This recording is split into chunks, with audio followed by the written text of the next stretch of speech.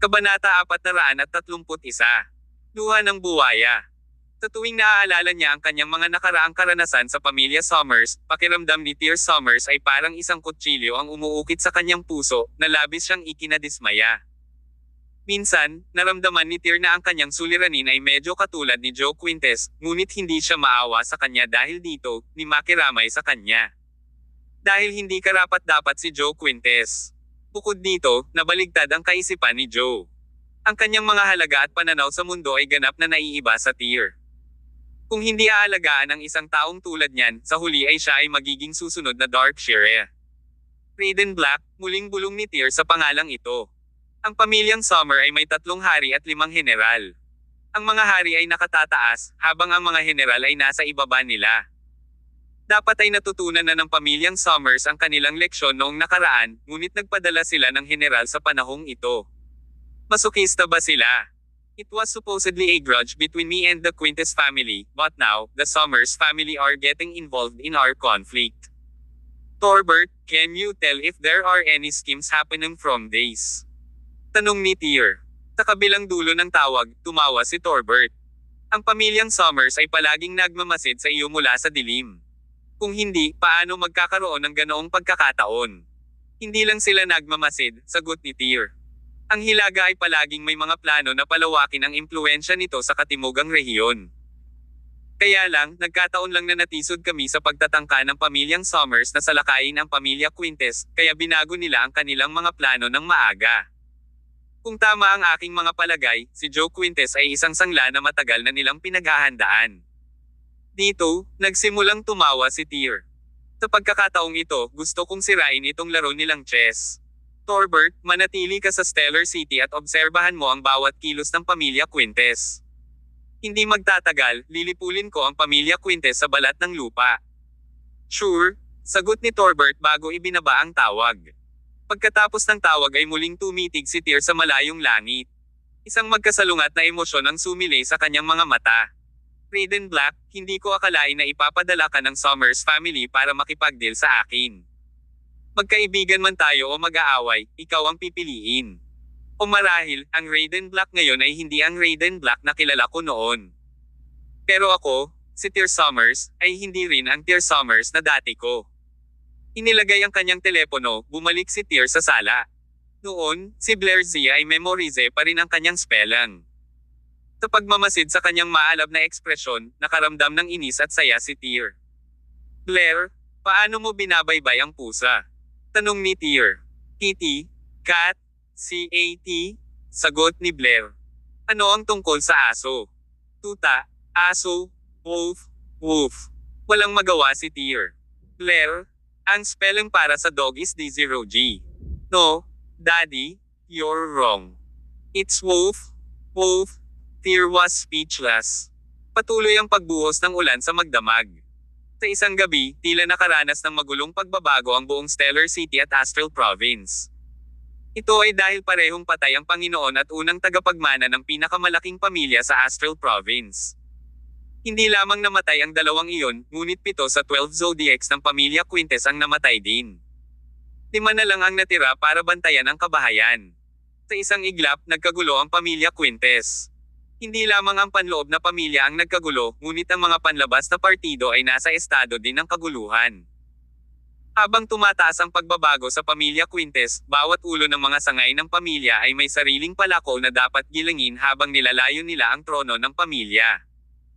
Samantala, ginamit ng mga panlabas na pamilya at mga korporasyon ang pagkakataong ito upang makatakas sa mga gapos ng pamilya o humiling ng mas kapaki-pakinabang na mga kondisyon upang matiyak ang kanilang mga kita. Nag-away ang lahat, nangaagaw ng mga mapagkukunan. Sa isang iglap, ang buong Astral Province ay nahulog sa isang mapangwasak na estado. Gayunpaman, ang kaguluhang ito ay tumagal lamang ng isang gabi. Kinaumagahan, bumalik sa dating katahimikan ang Astral Province, na parang walang nangyari. Kung ano ang nangyari sa pagitan, kakaunti lang ang nakakaalam. Bagamat patay na sina Jack Oda Quintes at Julien Quintes, iniwan ang pangunahing sangay ng pamilya Quintes na walang pinuno, nagawang kontrolin ni Joe Quintes ang sitwasyon gamit ang kanyang matiigang pamamaraan sa maikling panahon ng isang gabi. Maging ang panloob na pamilya o panlabas na mga partido, sa loob lamang ng isang gabi, si Joe ay nagpakita ng nakakagulat na diskarte at lakas ng loob upang kontrolin ang mga bagay-bagay. Ang mga tao o pamilyang gustong manggulo ay nakatanggap ng madugong aral mula sa kanya. Pagdamag, ang pamilya Quintes ay nabalisa. Mula sa mga pinuno ng mga pamilya ng sangay ng tribo hanggang sa mga eksperto o tagapaglingkod ng pamilya Quintes, nagulat ang lahat kay Joe. Ang lalaking ito pa rin ba ang dating mahina at walang kakayahan na illegitimate child na minamaliit ng lahat? Ngayon, para siyang naging ibang tao.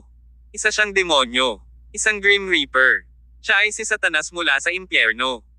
Dati, sa pamilyang Quintes, kahit na ang isang hamak na lingkod ay gagawa ng mapanghamak na pananalita kapag nakita nila si Joe, na walang paggalang sa kanya. Ngunit pagkatapos ng gabing ito, kalimutan ng mga tagapaglingkod, kahit na ang mga ekspertong may mataas na sweldo sa mga eksperto sa Farm Miley ay nakakaramdam ng goosebumps sa tuwing nakikita nila si Joe. Masyadong nakakatakot ang illegitimate child na ito. So scary to the point na naramdaman nilang tumutusok ang anit nila sa pagsulyap pa lang sa kanya. Ang nagbabagang ulan na ito ay nagpatuloy ng ilang araw. Idinaos din ang magkasanib na libing nina Jack Oda at Yulian sa mapang-ipong panahon na ito. Pagkatapos mag-spend ni Joe ng isang gabi para kontrolin ang Astral Province, ibinalik ang kapayapaan. Ang libing nina Jack Oda at Yulian ay natural na nakaakit ng maraming pinuno ng malalaking pamilya sa probinsya na pumunta at magbigay ng respeto. Napakalaki ng sukat ng libing na ito. Kung tutuusin, para ito sa Panginoon at unang tagapagmana ng pinakamalaking pamilya ng Astral Province. Sa oras ng libing, si Joe ay tila nagdurusa sa matinding kalungkutan, hanggang sa halos himatayan sa kanyang kalungkutan. Ang libing na ito ay nagdulot ng kalungkutan sa mga nakikinig nito at nagpaluha sa mga mata ng mga tagapakinig nito. Mula sa pananaw ng isang tagalabas, si Joe ay walang prinsipyong anak na anak. Kung tutuusin, ang namatay ay ang kanyang ama at nakatatandang kapatid. Iilan lang ang nakakaalam na ang gawa ni Joe ay maaaring manalo sa kanya ng Oscar. Siya ang dahilan ng lahat ng ito, kaya't pagbuhos ng mga luha ng buwaya, ay ang pinakamahusay na termino upang ilarawan ang kanyang pag-uugali. Pagkatapos ng libing, ang pamilya Quintes ay binalot ng ulap ng kadiliman. Kasabay nito, nagsimula ang isa pang insidente sa loob ng pamilya. Sa loob ng ilang araw, ito na ang ancestral ceremony ng pamilya Quintes na gaganapin tuwing 3 taon. Ang bawat seremonya ng ninuno ay personal na pinangunahan ng pinuno ng sambahayan ng pamilya Quintes. Iuulat muna niya ang sitwasyon ng pamilya, na nagdedetalye ng pag-unlad at mga natamo ng tribo sa nakalipas na 3 taon sa mga ninuno ng Farm Miley. Bilang karagdagan, ipapakilala din ng patriarch ng pamilya ang kanilang pinakamagaling na inapo sa kanilang mga ninuno. At sa huling seremonya, pinagtibay ang desisyon ng pagiging unang tagapagmana ni Yulian. Kaya naman, minsan tuwing 3 taon, ito ay walang duda na ang pinakadakilang okasyon para sa pamilya Quintes. Kabanata 432. Jerome Quintes at Gemma Quintes. Bukod dito, sa tuwing may bagong patriarka na nanunungkulan, ang inaugurasyon ay maaari lamang mangyari sa panahon ng seremonya ng ninuno. Ang bagong patriarch ay dapat magsindi ng 3 joss sticks sa harap ng memorial tablet ng mga ninuno. Kung masusunog ang joss sticks, nangangahulugan ito ng pagtanggap ng mga ninuno ng pamilya Quintes sa bagong patriarch.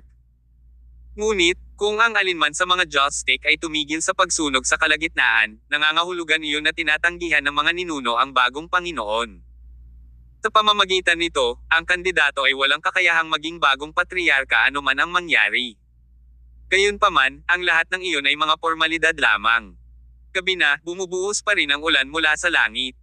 Sa isang marangyang mansyon hindi masyadong malayo sa Quintes Manor, isang lalaki at babae ang nakaupo sa sala, na nakikipag-usap. Pareho silang nasa 40 taong gulang, at maging lalaki o babae, ang parehong mga individual ay may ugali ng isang superior figure. Ang lalaki ay pinangalan ng Jerome Quintes, ang pangalawang Panginoon ng sambahayan ng Quintes at ang nakababatang kapatid na si Jack Oda Quintes. Ang babae ay pinangalan ng Gemma Quintes, ang nakababatang kapatid na babae ni Jack Oda. Sa henerasyon ni Jack Oda, mayroon siyang 3 pang kapatid. Si Jack Oda ang panganay, si Jerome ang pangalawa, at si Gemma ang pang-4. Tulad ng para sa ikatlong anak, si Luis Quintes, tulad ng kahulugan ng kanyang pangalan, ay isang taong may malaking lakas. Siya ay isang nakatagong kilalang tao sa pamilya Quintes. Pagkatapos ng mahabang katahimikan, si Gemma ang unang nagsalita. Second brother, ano sa tingin mo ang pagkamatay ni Kuya? Nag-iisip pa rin siya sa pagkamatay ni na Jack Oda at Julian Quintes dahil hindi siya naniniwala na ang isang Tear Summers lang mula sa Con City at Carson York ng Prime City ay maaaring magkasunod na pumatay kina Julian at Jack Oda.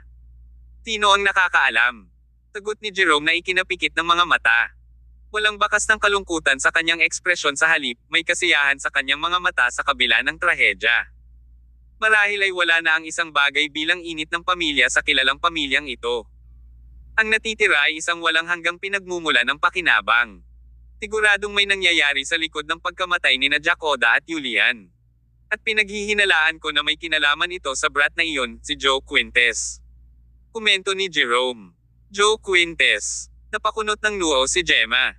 Second brother, sinasabi mo bang may kinalaman si Joe sa pagkamatay ni Kuya at Julian? Paano ito posible? Kaya ba ng isang kahabag-habag na anak sa labas na tulad niya ang gumawa ng ganitong kataksilan? Hehe, it's as the saying goes, you shouldn't judge a book by its cover. O nakalimutan mo na ba kung sino ang nagpatahimik sa commotion sa Astral Province kagabi? Nahirapan pa ring paniwalaan si Gemma habang nagpatuloy. Second brother, baka hindi alam ng iba kung paano napigilan ang kaguluhan sa probinsya, pero hindi ba kayo at ako ay aware? Bagamat patay na sina Kuya at Julian, umiiral pa rin ang 12 Zodiacs. Kahit na 5 lang sila, hindi sila dapat maliitin. Kaya, ang pagpapatahimik sa lalawigan ay halos sa pamamagitan ng pagsisikap ng serpent at ng iba pa. Gayun din, hindi ba ikaw at ako ay naglagay ng kasing hirap sa proseso? I still think that Joe Quintes is just garbage. Kahit na sinadya niyang ibalat ang sarili bilang isang mabangis na lalaki lately, mahina pa rin siya at walang silbi sa kaibuturan niya. Gayunpaman, umiling si Jerome. Fourth sister, we have to be prepared for the worst. Isinantabi kung anong klaseng tao si Joe, siya pa rin ang anak ni Kuya kahit anong mangyari. Ngayong patay na sina Kuya at Julian, magiging mahirap kung hahakbang siya para makipaglaban sa atin para sa posisyon ng Quintes family head. Isang mapanlate na tawa ang pinakawala ni Gemma. Ahaha, the likes of him. Parang hindi niya itinuring na banta ang kanyang pamangkin. At walang sinisisi sa kanya. Pagkatapos ng lahat, ang impresyon na ibinigay ni Joe sa lahat ay na siya ay walang kakayahan.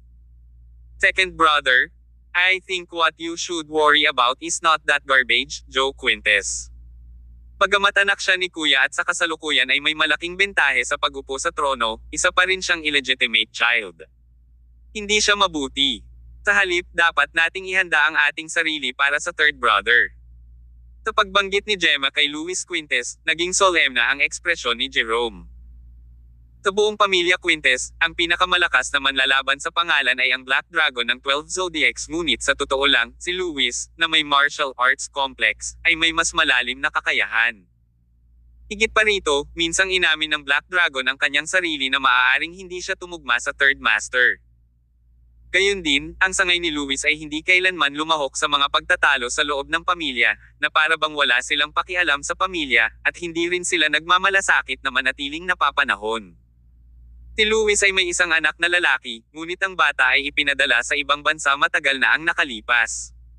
Sa panlabas, sa apat na sangay ng pamilya Quintes, ang pamilyang Luis ang pinakamaliit na lalaban para sa posisyon ng patriarka.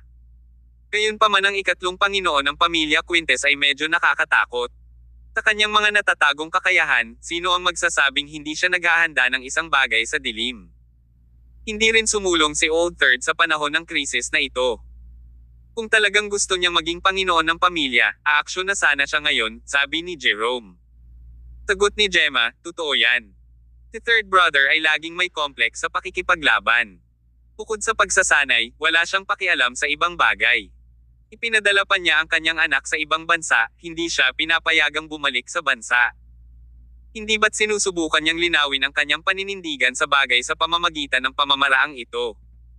So, second brother, in a few days, it'll be our Quintes family's ancestral ceremony. Pagdating ng panahon, ang posisyon ng patriarch ng pamilya ay tiyak na magiging iyo. Ipinikit ni Jerome ang kanyang mga mata nang ngumiti siya kay Gemma. Kapag dumating ang oras na iyon, kailangan kita, mahal kong kapatid, upang suportahan ako. Pero syempre, nakangiting tumango si Gemma. I've always been on your side, second brother. Kaya lang, kapag naging head of the household ka, wag mong kakalimutan of your dear sister. Hihihi, pero syempre, umalangaw-ngaw ang tawa ni na Jerome at Gemma sa buong sala ng mansyon. Parang nasa kamay na nila ang posisyon ng Panginoon ng Quintes family. Pero, second brother, 5 pa sa 12 zodiacs ang natitira. Medyo may authority pa rin sila within the family, so for safety precautions, you'd better win them over soon, ani Gemma. Hehe, hindi magiging problema yan. A talented person will always choose a patron of integrity. I believe that serpent, bull, and the others will make the right choice, sagot ni Jerome. Bagamat 5 na lamang sa 12 zodiac ang natitira, bawat isa sa kanila ay parang pambansang kayamanan para kay Jerome. Sa pag-iisip ng 5 zodiac na ito ay pag-aari niya sa lalong madaling panahon, si Jerome ay nasa sabik. Maya-maya lang, biglang tumakbo ang isang katulong. Nasa pinto si Second Master, Fourth Miss, Second Young Master Quintes na humihiling ng audience. Joe Quintes. Nagpalitan ng tingin sina Jerome at Gemma. Si Joe ay humihiling ng madla sa kanila sa ganoong timing. Ano kayang gusto niya? Papasukin mo siya. Kabanata 433. Paikop sa akin at umunlad. Kalmadong itinuro ni Jerome Quintes nang hindi nagpapakita ng anumang emosyon. Oo, sagot ng katulong. Hindi nagtagal, pumasok sa pinto si Joe Quintes, nakasuot ng ganap na itim na inalis ang kanyang salamin at nakasuklay ang buhok. Hindi na niya dinadala ang ugali ng isang mahinang bookworm, sa halip ay naglalabas na siya ng nagbabantang aura ng isang autoridad. Pagkapasok ay binati agad ni Joe sina Jerome at Gemma Quintes. Gayunpaman, walang bahid ng paggalang sa kanyang tono habang sinabi niyang, Joe Quintes, narito upang batiin ang pangalawang tiyo at ika-4 na tiya. Hindi na nagdiin sina Jerome at Gemma sa isyong ito. Pagkatapos ng lahat, bawat isa sa kanila ay may lihim na motibo. Alam nilang lahat kung ano ang iniisip ng isa, kaya hindi na kailangang magbayad ng gayong mga formalidad sa anumang isip. Joe, sobrang nalulungkot kami sa isyu ng tatay mo at kapatid mo. Umaasa din kami na masigla ka at makatayo muli, ani Jerome. Salamat sa iyong mabubuting salita, pangalawang tiyo. Tumango si Joe. Masyadong trahedya ang pagkamatay ni na ama at kuya. At kasalanan ito ng Tear Summers ng Con City at Carson York ng Riverdale Prime City. Tiyak na hindi ko sila pababayaan. Kailangan kong ibalik ang hustisya para kay tatay at kuya. Tama ka. To think mere characters from the inferior Prime City would dare to put a hand on our Quintes family. They must have a death wish. Pinag-uusapan lang namin ng fourth tita mo na pagkatapos ng ancestral ceremony, will pumunta ka sa Riverdale at alisin ang mga walang pakundangan na mga iyon.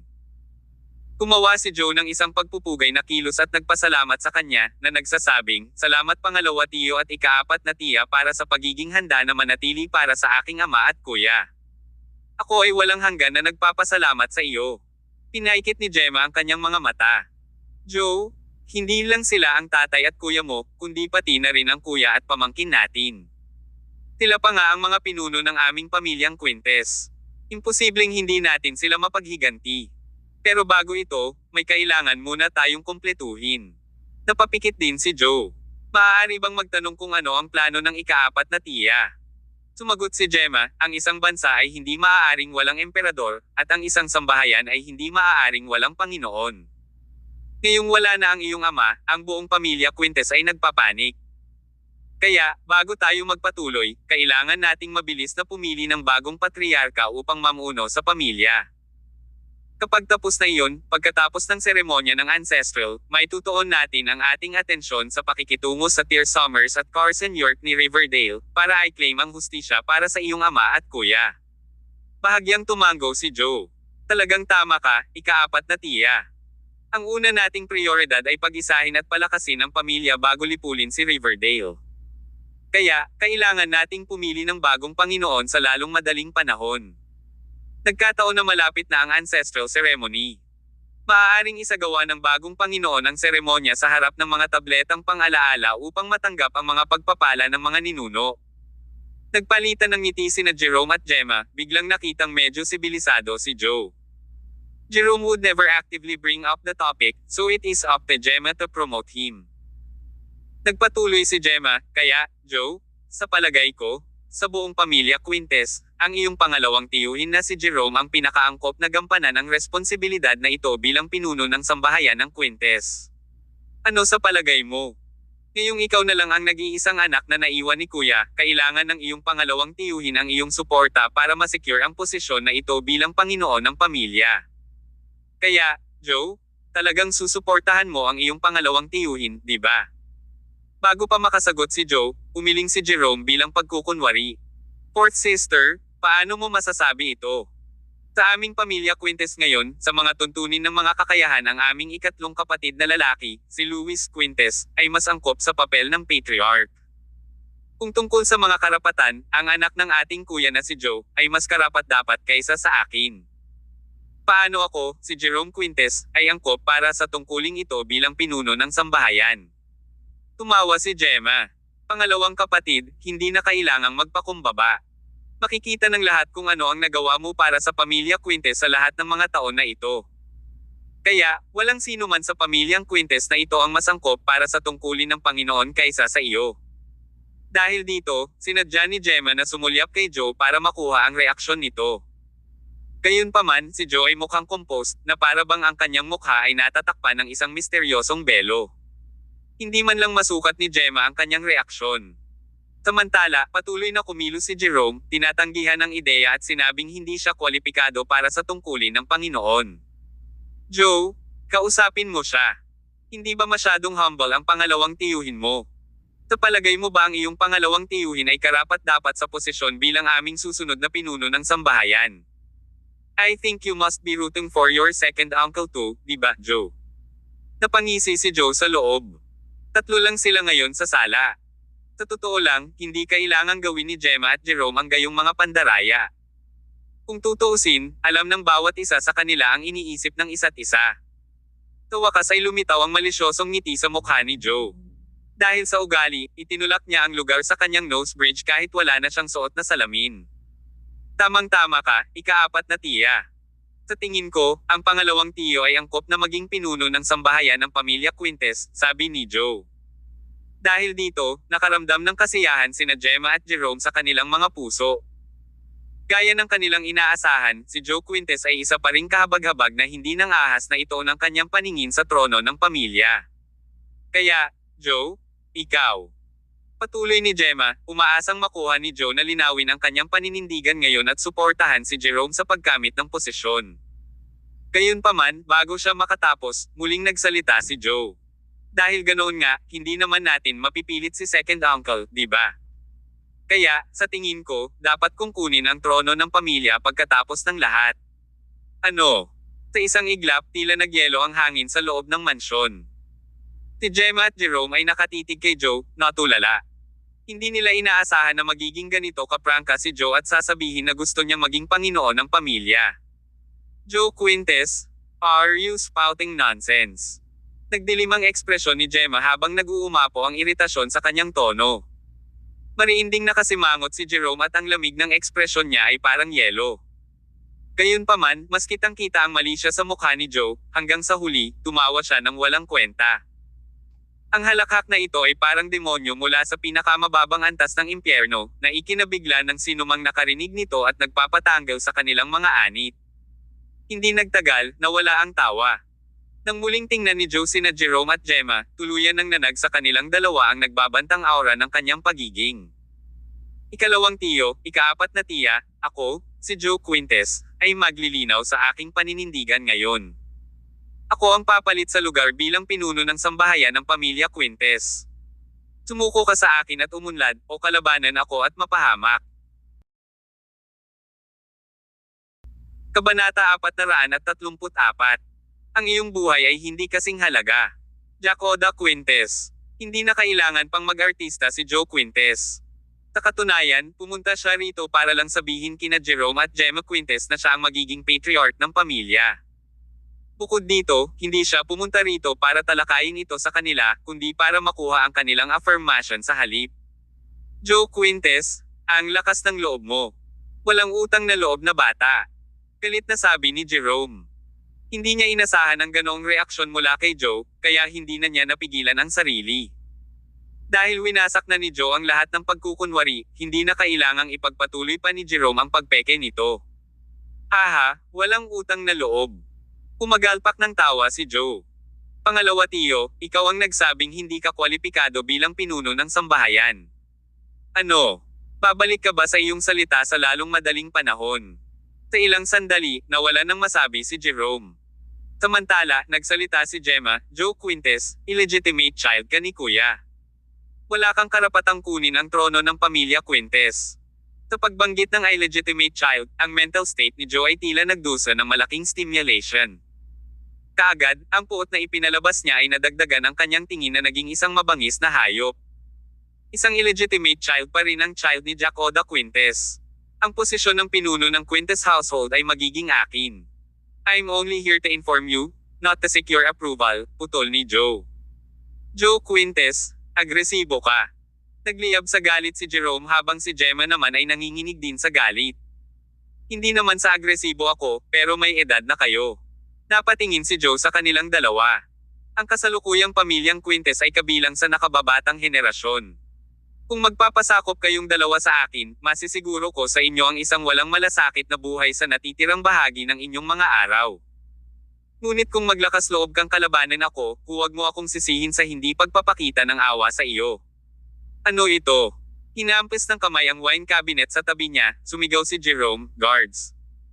Kaagad-agad, sumugod mula sa labas ang higit sa turn ng mga eksperto mula sa sangay ng pamilya ni Jerome. Takupin ang walang pakundangan na brat na ito. Gusto kong makita kung ano ang mga kakayahan ng bata na ito upang makipagkompetensya sa akin, Jerome Quintes, para sa trono ng pamilya. Pinalibutan ng grupo ng mga mandirigma si Joe sa isang agresibong paraan. Gayunpaman, si Joe ay hindi gaanong nabalisa o kinakabahan. Sa halip, tumawa siya ng malakas. Ang kanyang tawa ay napuno ng agresibo, na para bang hindi niya alintana ang mga tinatawag na eksperto. Jerome Quintes, sinusubukan mo bang ibagsak ako sa ganitong karaming tao? Hindi ka ba masyadong mataas ang tingin mo sa sarili mo? May mga ugat sa noo ni Jerome. Siya ay umungal, sakupin mo siya. Kung magpupumiglas siya, patayin mo na lang siya. Ha. Huling nagpakawala ng malakas na tawa si Joe. Gaya nga ng sinabi ko, masyado kang mataas ang tingin mo sa sarili mo. Bam! Magsasalita pa lang siya nang umalingaw-ngaw ang mahinang tunog ng banggaan. Kasunod nito ay ang hiyawan ng isa sa mga tauhan ni Jerome. Ang subordinate na ito ay itinapon pabalik, bumagsak ng husto sa isang pader. Nagkaroon ng ilang mas martilyo na ingay at ilang iba pang mga eksperto ay nahulog sa lupa, sumisigaw. May ilang silhouette na pumasok mula sa labas at sila ay walang iba kundi ang natitirang 5 zodiac ng pamilya Quintes. Ang mga nasasakupan ni Jerome ay hindi makatagal ng isang bogbog mula sa kanila. Pagkatapos ng lahat, ang 12 zodiacs ay ang mga pinahahalagahang mandirigma ng pamilya. Wala pang isang minuto, lahat ng mga nasasakupan ni Jerome ay ibinaba ng 5 zodiac. Ang buong mansyon ay napuno ng masakit na pag-iyak, at ang hangin ay napuno ng mabahong amoy ng dugo. Natulala sina Jerome at Gemma. Hindi nila inaasahan na dadalhin ni Joe ang 5 zodiac para talunin sila. Batay sa kasalukuyang istruktura ng pamilya Quintes, walang alinlangan na si Jerome ang pinakakarapat dapat at may kakayahang maging ulo ng pamilya. Ang 5 zodiac ay hindi sa walang alam at masasabi ang ganoong bagay. Kahit na si Joe na lamang ang natitirang laman at dugo ni Jack Oda, ang 12 zodiacs ay nagsilbi sa pamilya Quintes sa kabuuan, hindi partikular sa sangay ni Jack Oda.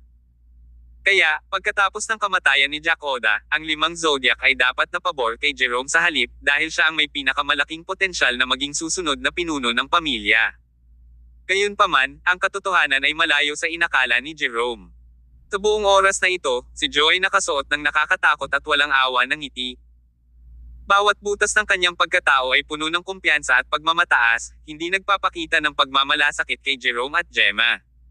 Serpent, Bull, ano ang ginagawa mo? Talagang tinutulungan mo ang basurang ito, Joe Quintes, para labanan ako. Tigaw ng galit na si Jerome. Samantala, kinuha lang ni Gemma ang kanyang telepono para tumawag para sa karagdagang backup. Pinaikit ng serpent ang kanyang mga mata, nakangiti kay Gemma. Fourth miss, you don't have to waste your time. Kanina lang, lahat ng mga subordinate mo ay nangako kay Young Master Joe. They're all very supportive of Young Master Joe become the next head of household.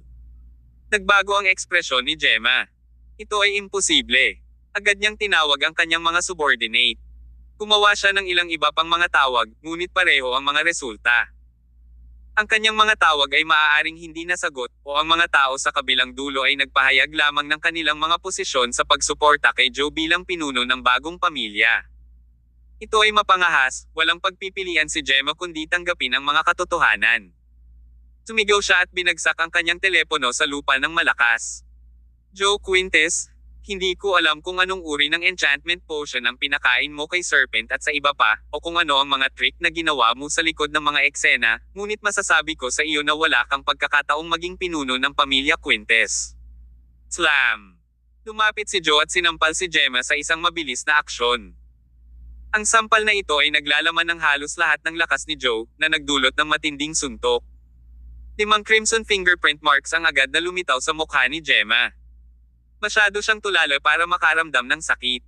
How dare this cowardly slap her in front of so many people? Siya ang batang miss ng pamilya Quintes sa huling henerasyon, ang tiyahin ni Joe. Joe Quintes, how dare you hit me? You, may death wish ka ba? Sampal. Walang pagdadalawang isip na sinampal ulit ni Joe si Gemma. Ang sampal na ito ay hindi lamang nag-iwan ng 5 bakas ng dugo sa pisngi ni Gemma, kundi ang lakas din ang nagtulak sa kanya sa lupa. Ang kasalukuyang Joe Quintes ay masyadong nakakatakot, mas masahol pa sa isang demonyo mula sa kailaliman ng impyerno. Nipatigilid si Gemma sa lupa, natulala. Napuno ng kalituhan ang kanyang tingin. Yumuko si Joe at sumandal sa tenga niya. Sa sobrang paos na boses, nagbanta siya, kung magsasalita ka pa, papatayin kita. Huwag mong pagdudahan ang aking kapangahasan, ang iyong buhay. Ay hindi kasing halaga ng kay Jack Oda o kay Julian.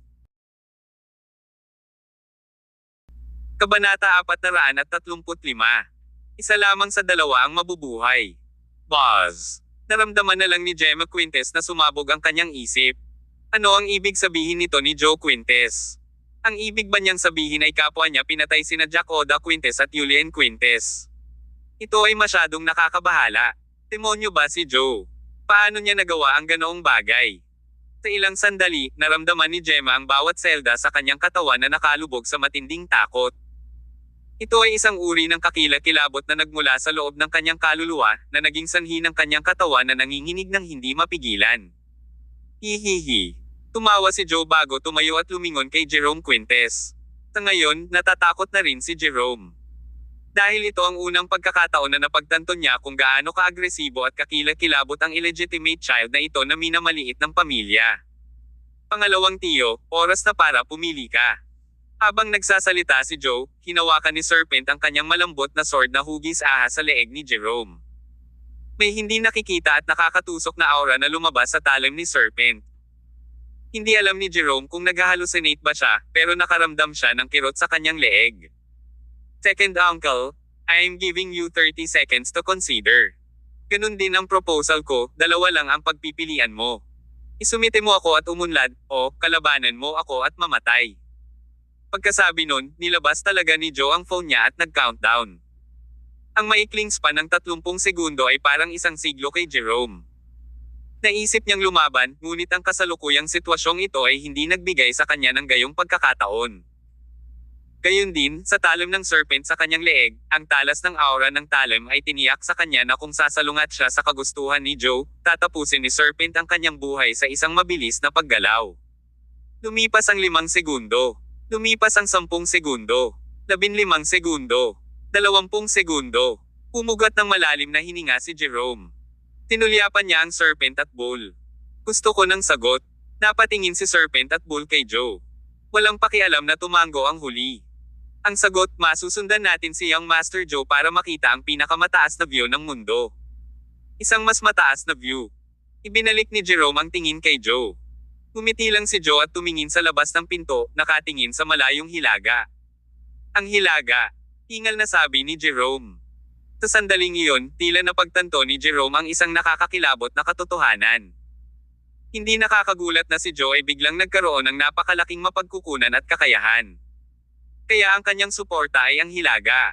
30 seconds are up. Second uncle, please make your choice, sabi ni Joe. Inilagay ang kanyang telepono at tinitigan si Jerome na may pagmamalaki. Huminga ng malalim si Jerome. Nako, pinili niyang magkompromiso. Or should he say, wala man lang siyang choice. Handa akong suportahan ka sa pagiging bagong Panginoon ng pamilya. Ahaha. Napuno na naman ng tawa ni Joe ang sala. Tumango siya bilang kasiyahan at tinapik ng malakas si Jerome sa balikat. Kung gayon, magpasalamat ka, pangalawang tiyo, sa pagsuporta sa akin. It's natural lang, nauutol na sabi ni Jerome. Tiyuliin daw ang unang tagapagmana ng pamilya Quintes namin.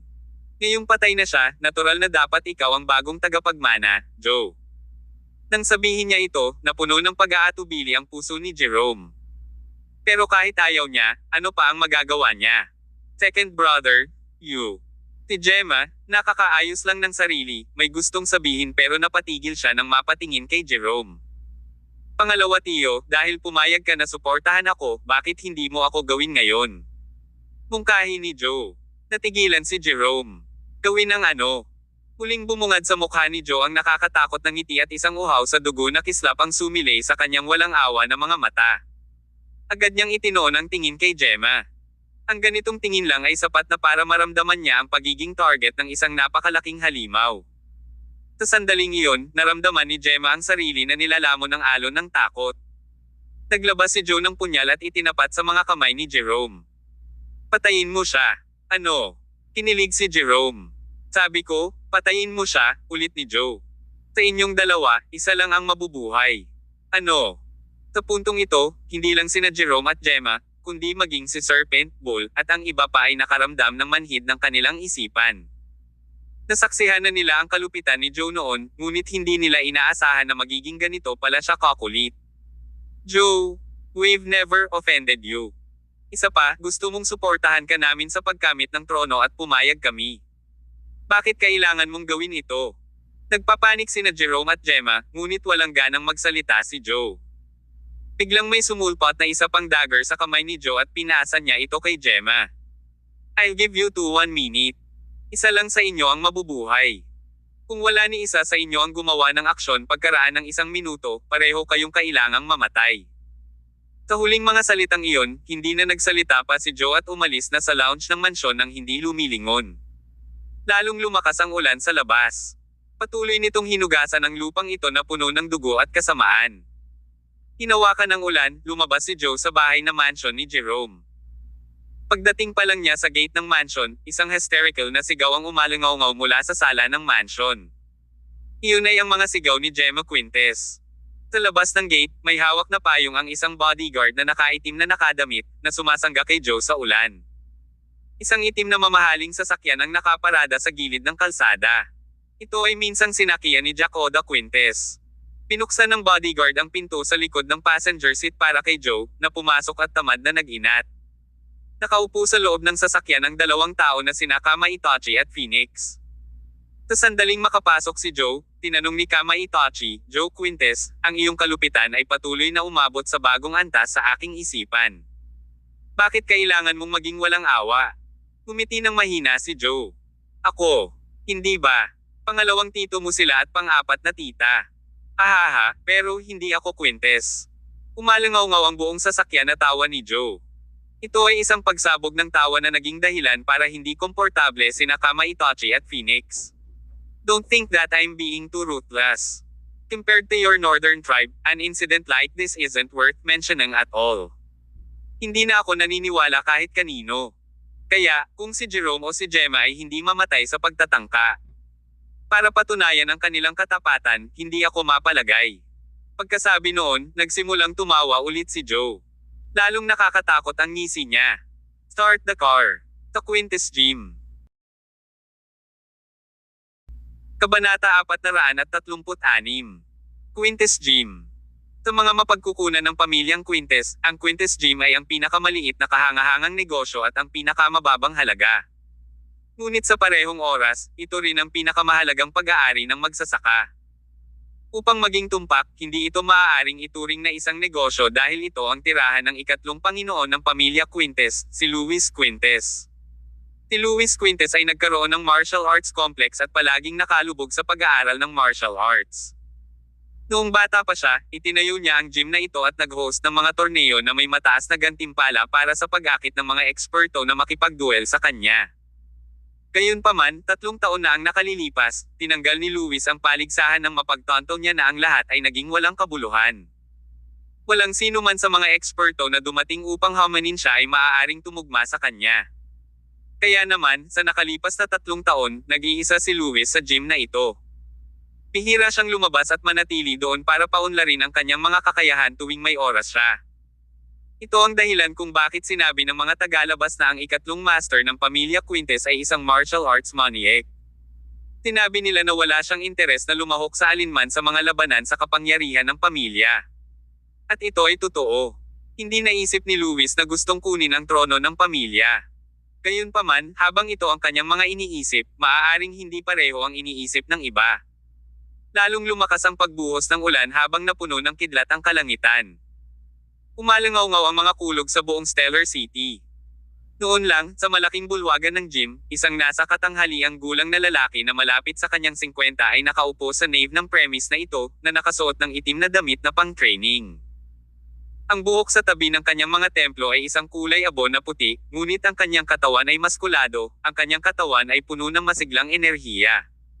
Ang lalaking ito ay si Luis Quintes, ang ikatlong master ng pamilya Quintes. Ang martial arts maniac na may hindi maarak na kakayahan. Gayunpaman, mukhang solemn na si Luis ngayon. Tila malalim ang iniisip niya nang baka sa mukha niya ang pag-aaway at pag-aalinlangan. Pagkatapos ng maingat na pagsasaalang-alang, sa wakas ay kinuha niya ang kanyang telepono at tinawagan ang isang numero na matagal na niyang hindi na-dial. Medyo nagring ang dial tone pero hindi sinasagot ang tawag. Parang nag-aalangan ding sumagot ang nasa kabilang dulo. Hehe. Isang mapait na ekspresyon ang lumitaw sa mukha ni Luis. Sa wakas, mamaantong hininga siya at ibinaba ang phone. Sa labas, si Aiting ay kumislap sa kalangitan, na nagpapaliwanag sa buong Quintes gym. Maya-maya lang ay tumunog ang telepono ni Luis. Ang numerong tinawagan niya kanina ay tumatawag sa kanya.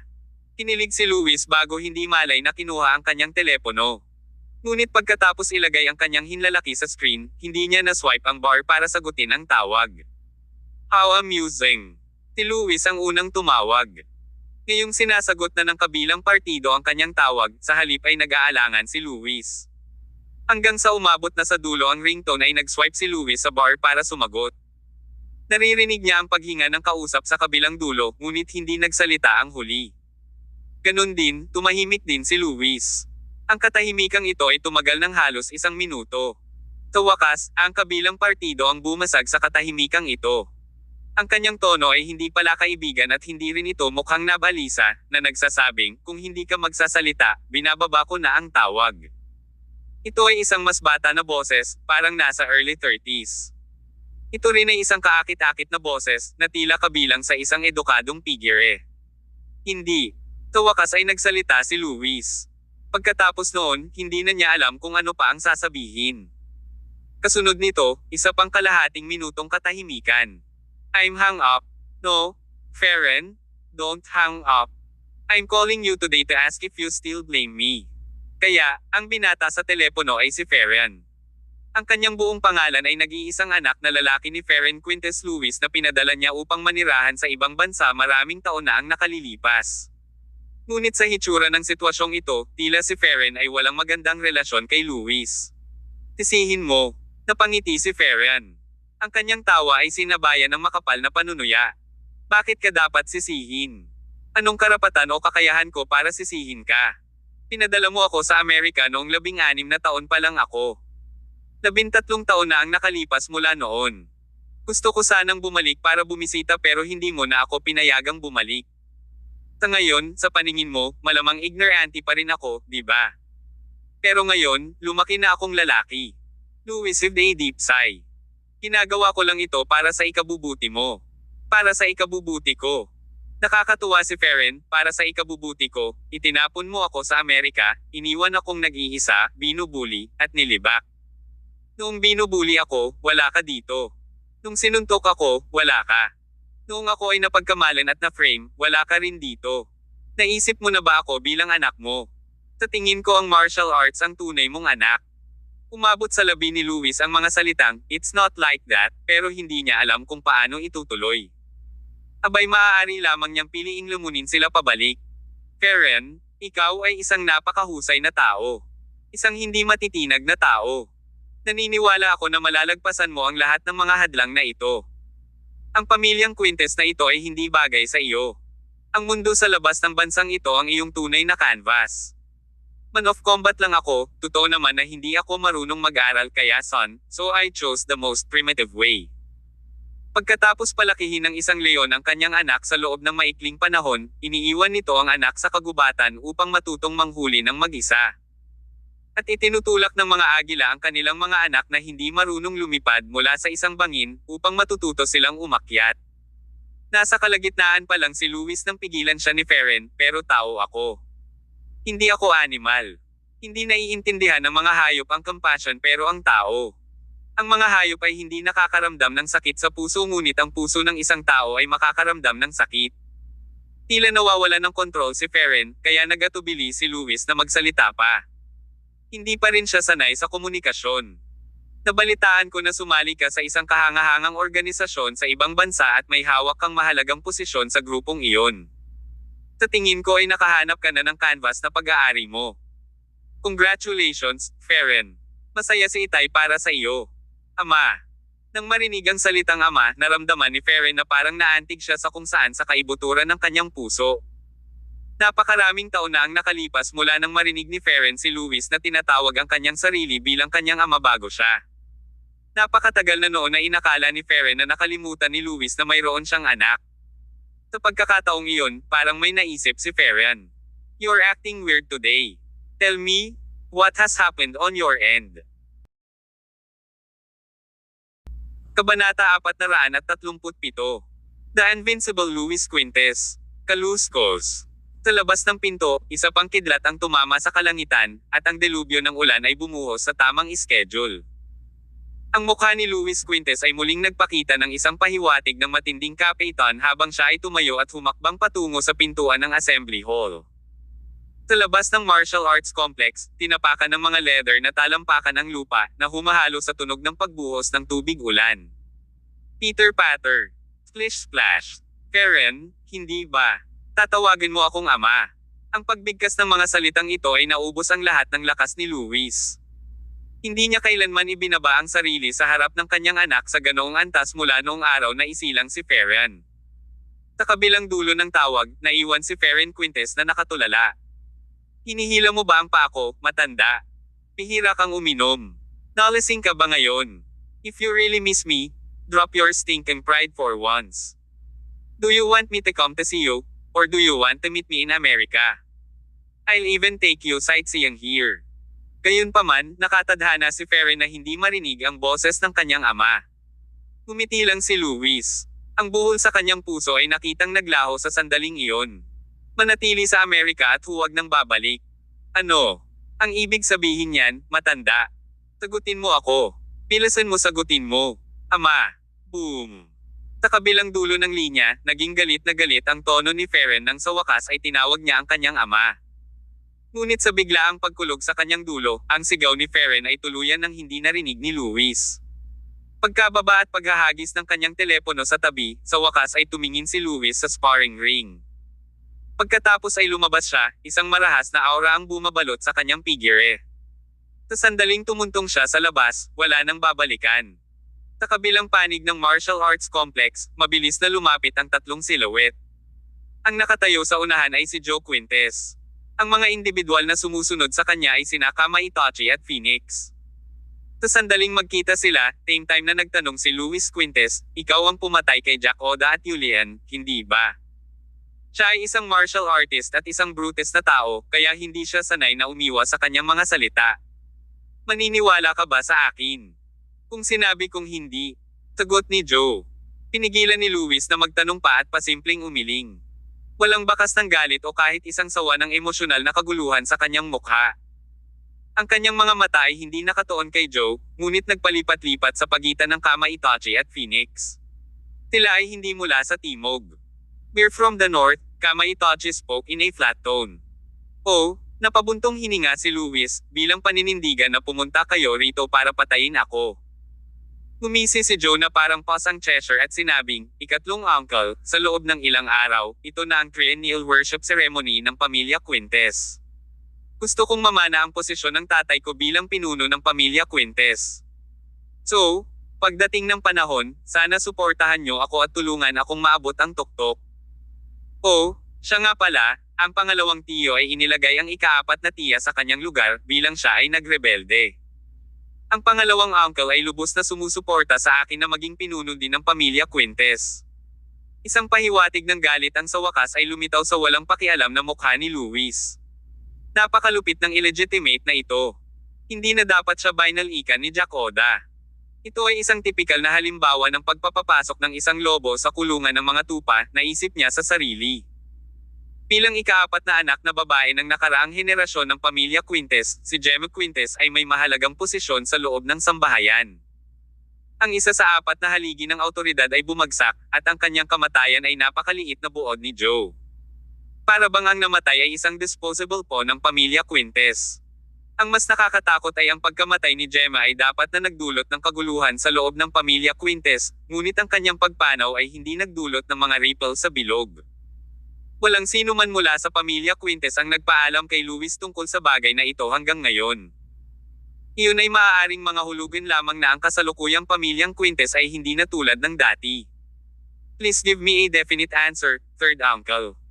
Hindi mo naman siguro aasahan na tatayo ako dito maghapong na mag-aaksaya ng oras sa ulan, hindi ba? Sabi ni Joe. Ang iyong apelyido ay Yard, hindi Quintes. Ang pamilya Quintes ay hindi kailanman mahuhulog sa mga kamay ng isang tao na may ibang apelyido, sagot ni Luis.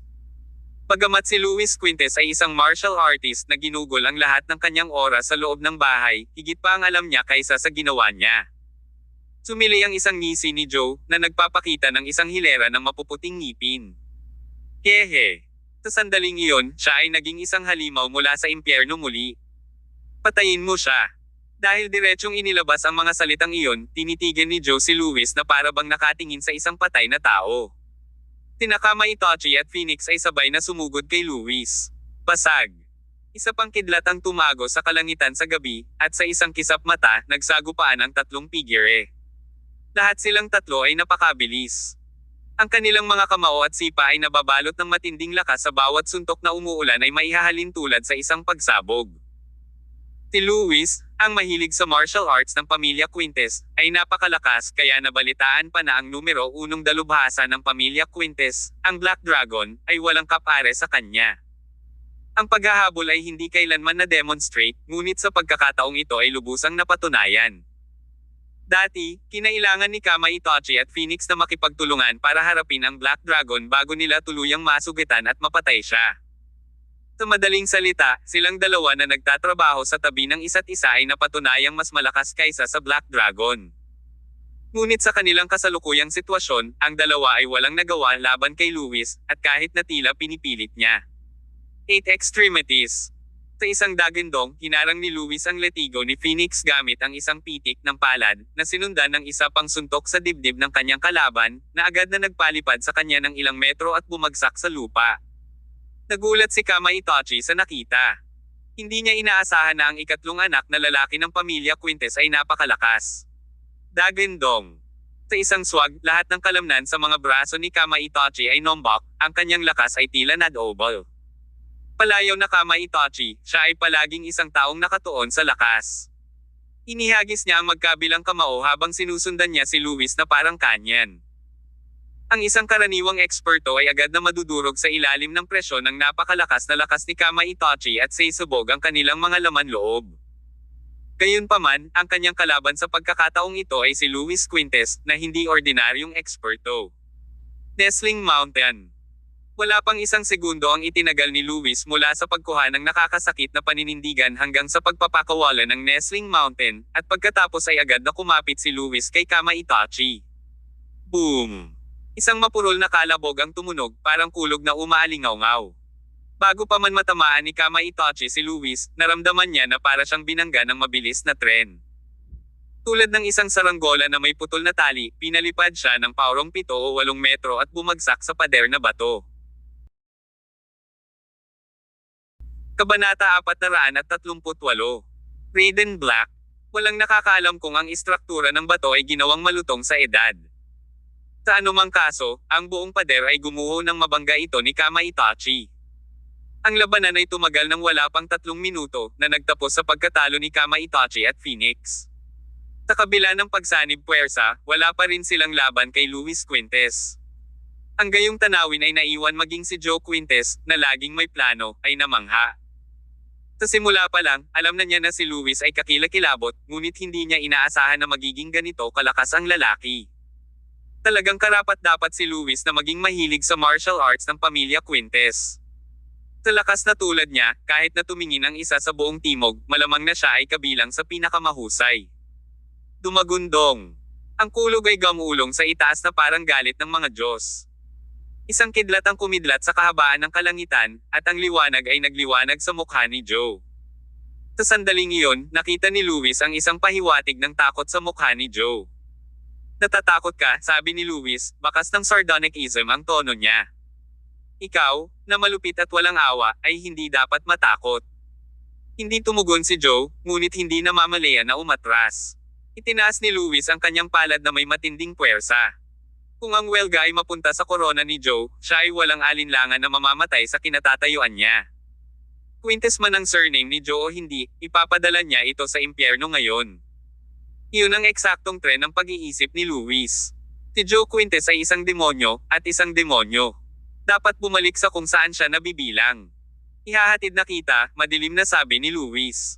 Nagpakawala ng mahinang dagandong, siya ay naging isang after-image, kaagad na sumugod kay Joe. Sa bilis na kasing bilis ng kidlat, kahit na alinman sa natitirang 5 sa 12 zodiacs ng pamilya Quintes ay tumayo sa harap ni Luis, walang makakatakas sa suntok hindi pa banggitin, si Joe mismo ay hindi eksperto. Sina Kama Itachi at Phoenix, nakakatayo pa lang, ay nakamasid lamang dahil hindi nila ito kayang pigilan. Sampal. Tunog iyon ng palad na tumatama.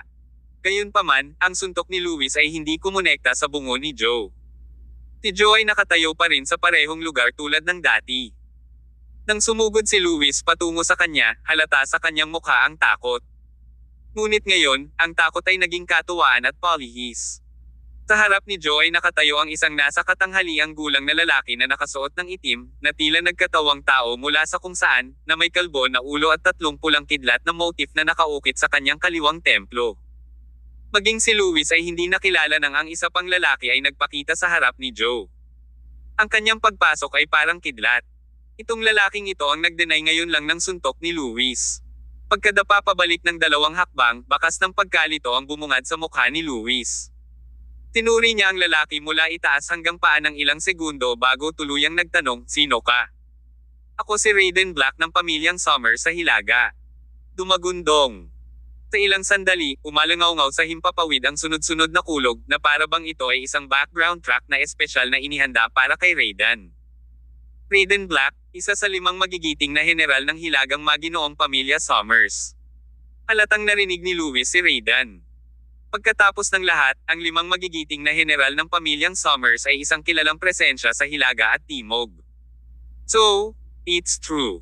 No wonder Joe has gone mad. Think he was riding on the coattails of the Summers family all this time.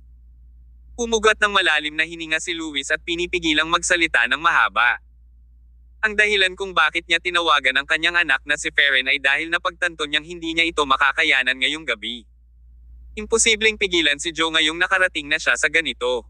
Si Luis ay talagang sinusubukan ang kanyang makakaya upang maalis ang salot na si Joe. Gayunpaman, sa huli ay nabigo siya.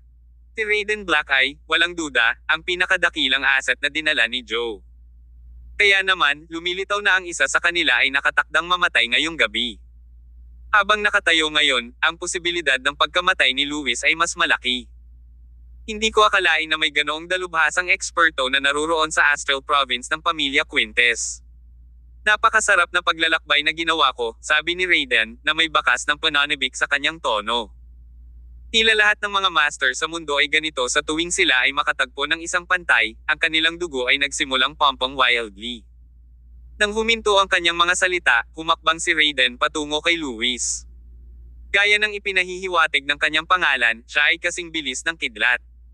Si Raiden ay hindi kapani-paniwalang maliksi, ngunit si Luis ay hindi malayo. Lumipad ang dalawang silhouette sa gitna ng malakas na buhos ng ulan. Ang mga eksperto tulad ng Kama Itachi at Phoenix ay maaaring halos hindi matukoy ang kanilang pinagdaanan. Gayunpaman, ang mga ordinaryong lalaki tulad ni Joe Quintes ay walang kakayahang gumawa ng kahit ano kahit na katiting. Ang tanging nakikita niya ay dalawang silhouette na mabilis na gumagalaw sa ulan. Umalangaw-ngaw ang hangin kasabay ng ingay ng magkasalubong na mga kamao. Nestling Mountain. Sa isang dagandong, muling pinakawala ni Luis Quintes ang kanyang pamamaraan.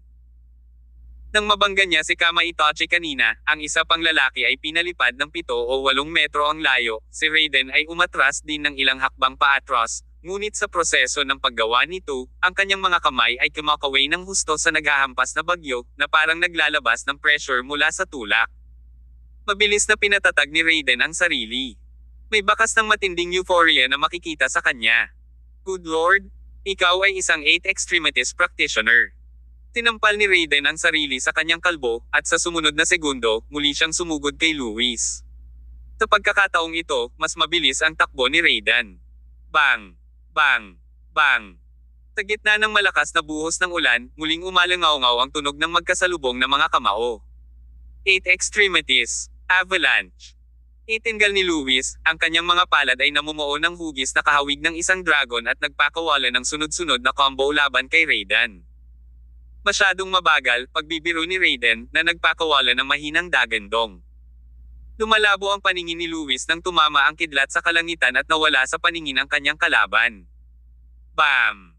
Si Raiden, na mabilis na lumipat sa tagiliran ni Luis, ay hinampes ng malakas sa mukha ang martial artist upang mapa-address ito ng ilang hakbang. Bago pa makapag-react si Luis, bumaba ang mga kamao ni Raiden na parang kidlat, na hamampes ng sunod-sunod na suntok sa laman. Ang tempo ni Luis ay ginulo ni Raiden. Sa kanyang ritmo sa pagkagulo, ang sumunod na resulta ay isang beatdown lamang. Bang!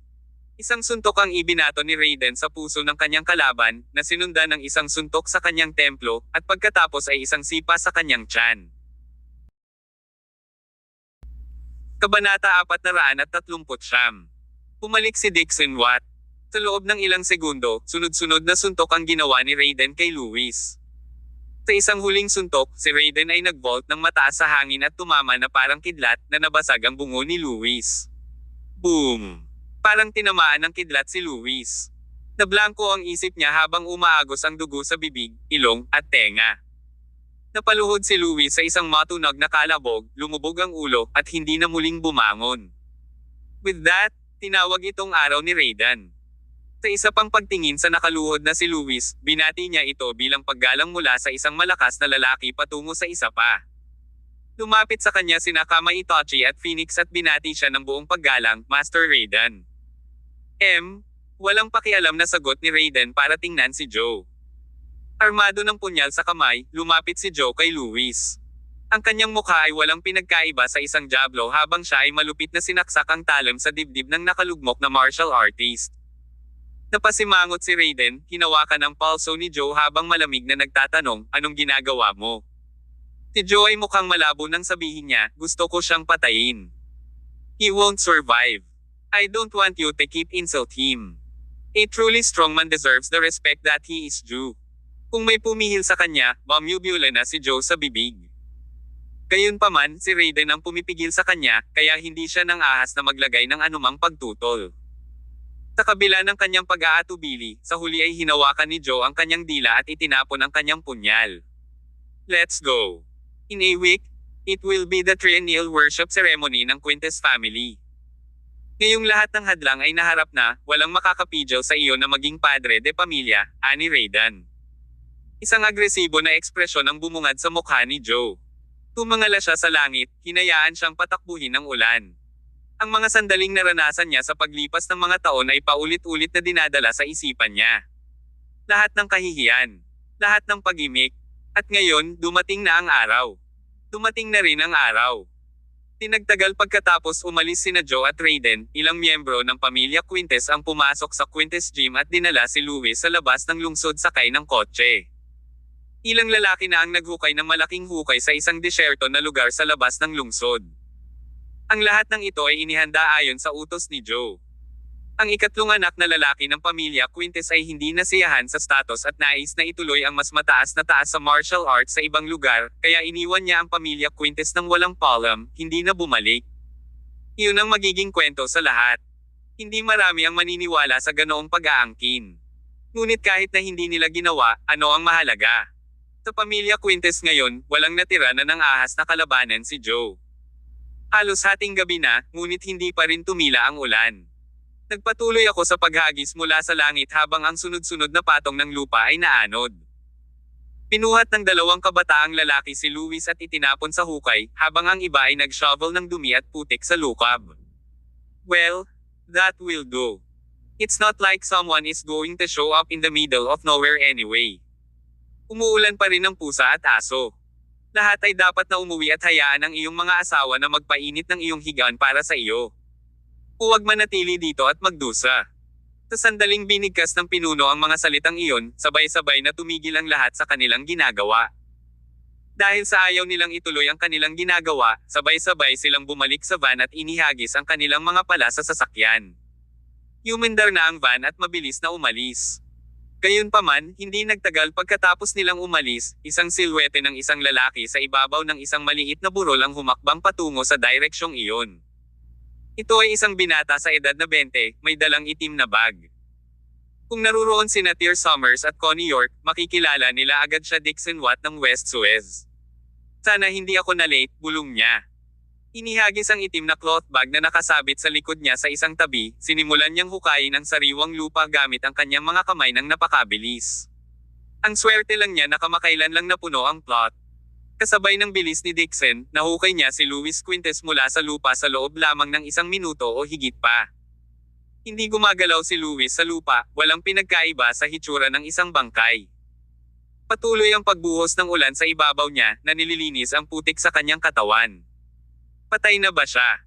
Pulong ni Dixon, saka inilapit ang tenga sa dibdib ni Luis. Napakaswerteng kasama.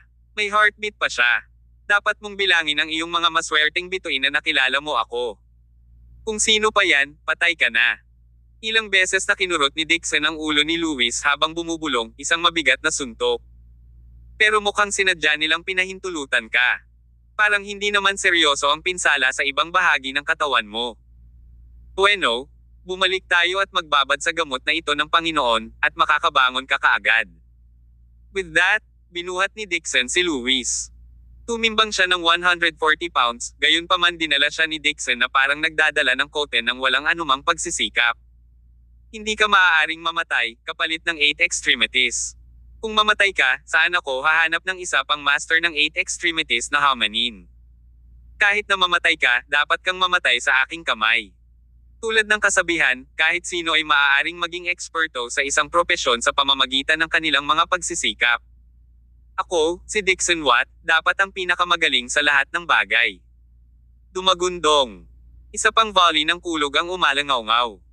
Pitbit ang isang itim na tela na bag at isang walang malay na si Luis sa kanyang mga balikat, si Dixon ay nakatali ng mabilis hanggat maaari at hindi nagtagal ay nawala sa ulan. Ang ulan ay tumagal ng halos kalahating linggo sa parehong Stellar City at Con City ng Riverdale Province. Ang blistering summer ay ganap na lumipas pagkatapos ng kalahating linggo, at ang panahon sa timog ay nagsimulang lumamig. Sa nakalipas na ilang araw, ang pamilya Quintes ay hindi nagpakita sa Con City upang pukawin ang anumang gulo, at malamang na hindi nila ito gagawin. Kaya, nagkaroon din ng pambihirang pahinga si Tyr. Sa morning na iyon, katatapos lang niyang ihatid si Blair Zia sa kindergarten at pauwi na sana siya nang tumunog ang kanyang telepono. Sa pinakahihintay na pagtunog ng telepono, alam ni Tyr na tapos na muli ang kanyang mga araw ng paglilibang. Ang papasok na caller ID ay nagpahiwatig ng isang hindi pamilyar na numero ng telepono, at ipinakita ng area code na ang tawag ay nagmumula sa Hilaga. Sa wakas tumawag siya. Isang malabong ngiti ang lumitaw sa mukha ni Tyr habang pinindot niya ang answer button, Raiden. Kabanata 440. Nagsasalita kay Raiden Black. Si Tyr Summers ang unang bumati sa kabilang partido sa pangalan. Nagkaroon ng katahimikan sa kabilang dulo ng linya saglit bago ang isang malalim at matatag na boses ay sinala, "Ikaw ay lumaki na." Hindi mo na nga ako tinatawag na tito. May kailangan ba talaga? Tear chuckled. After all, we'll be enemies soon enough. Pinapante ka ba ng Summers family dito dahil sa wakas ay napagdesisyonan nilang hindi na sila maupo? Hindi ako pumunta sa timog para sa iyo. Ang pamilyang Quintes ay orihinal na piraso ng chess ng pamilyang Summers. Pabago-bago lang ang tadhana, at nasangkot ako sa gulo mo. Natural na alam ko ang tungkol sa mga bagay na iyon, Tear. Bakit hindi mo ako tulungan kahit minsan? Tulungan kita. Tanong ni Tear, kumagalpak ng tawa. Para bang narinig niya ang pinaka-nakakatawang biro ng siglo. Gusto mo bang pigilan ko ang sarili ko, puntahan mo ang pamilyang Summers kasama mo, at pagkatapos ay masunaring hayaan ang babaeng iyon na mag-utos ng isang tao na kunin ang bone marrow ko at ibigay ito kay Kirin Summers? Iyon ang ibig kong sabihin, sagot ni Raydan. Hahaha. Napahalakhak si Tear sa kakatawa bago niya biglang pinutol ang sarili ng bumungad sa kanyang mukha ang malungkot na ekspresyon.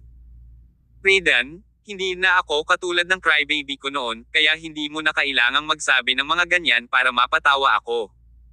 Pero, dahil maganda ang pakikitungo mo sa akin noon, ipapayo ko sa iyo na huwag kang makisali sa gulo na ito. Taglit na tumahimik si Raydan bago siya nagpatuloy, siya na inuutusan ng hari na mamatay ay walang karapatang sumaway. Tapos na tayo dito, mariing sabi ni Tear.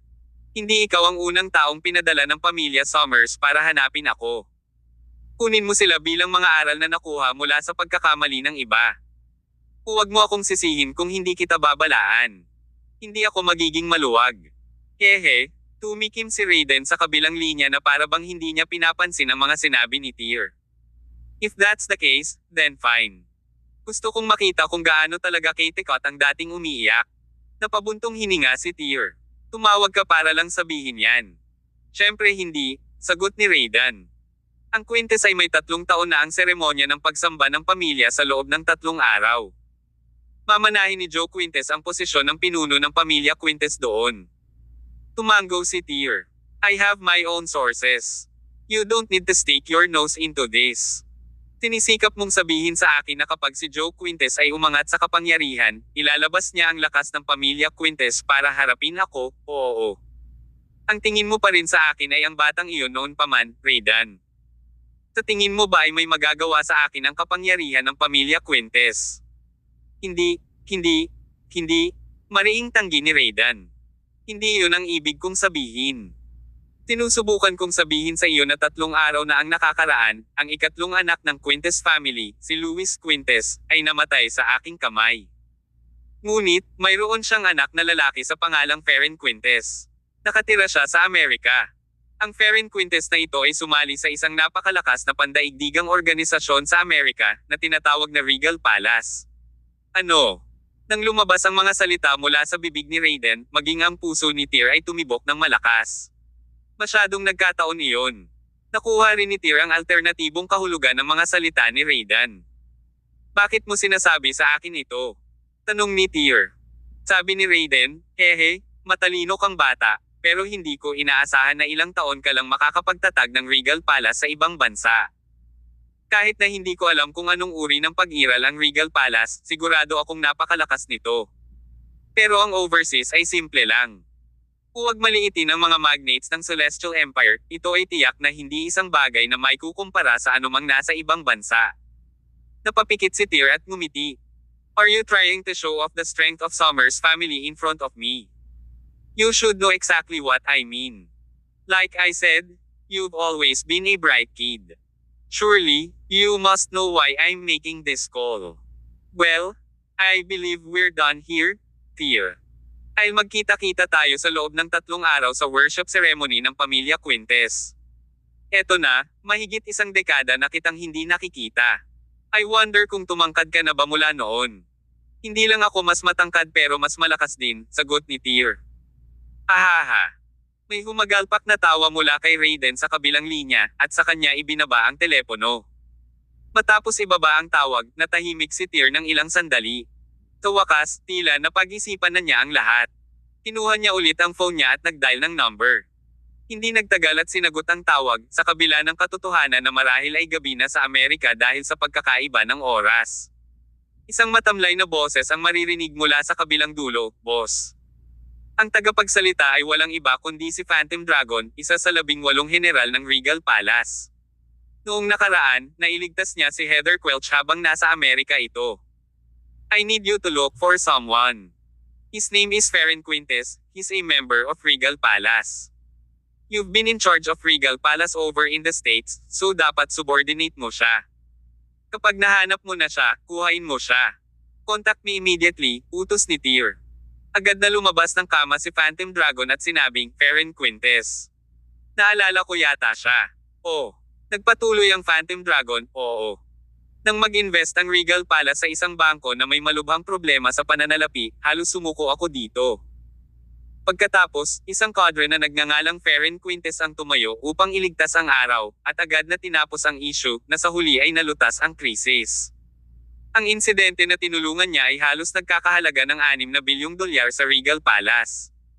Nagkataon na may general director akong pinaalis noong nakaraang buwan, at iniisip kong pumili ng bagong tauhan na papalit sa kanya. At itong Ferren Quintes na sinasabi mo, boss, ay isa sa 4 na kandidatong napili ko. Sa kabilang dulo ng tawag, tumanggaw si Tyr, saka pinaikit ang kanyang mga mata at ngumiti, mamulong, no wonder na tinawag ako ni Raydan. This Ferren Quintes is truly an asset. I want that man, Phantom Dragon. Ipakontak siya sa akin. Napabuntong hininga si Phantom Dragon, tila naiinis na laging kinukuha ni Tyr ang kanyang mga tauhan ng walang tula o dahilan, ngunit hindi siya nang ahas na sumaway. Kahit anong mangyari, si Tyr ay Palace Master pa rin ng Regal Palace. Isipin mong tapos na, boss. Pagkababa ng telepono, nagpatuloy si Tyr sa pagmamaneho pabalik sa villa. Pagdating niya sa bahay, tumunog ulit ang phone niya. Nang sagutin ni Tyr ang tawag, tinawag lang niya ang kabilang partido sa pangalan, Ferren Quintes. Oo, Palace Master. Pinati ni Ferren Quintes, mga tauhan ng American branch ng Regal Palace, Los Angeles Division, ang Palace Master. Naririnig ni Tyr ang taos-pusong paggalang sa tono ni Ferren. Kasabay nito ang bakas ng takot at kaba sa kanyang pananalita.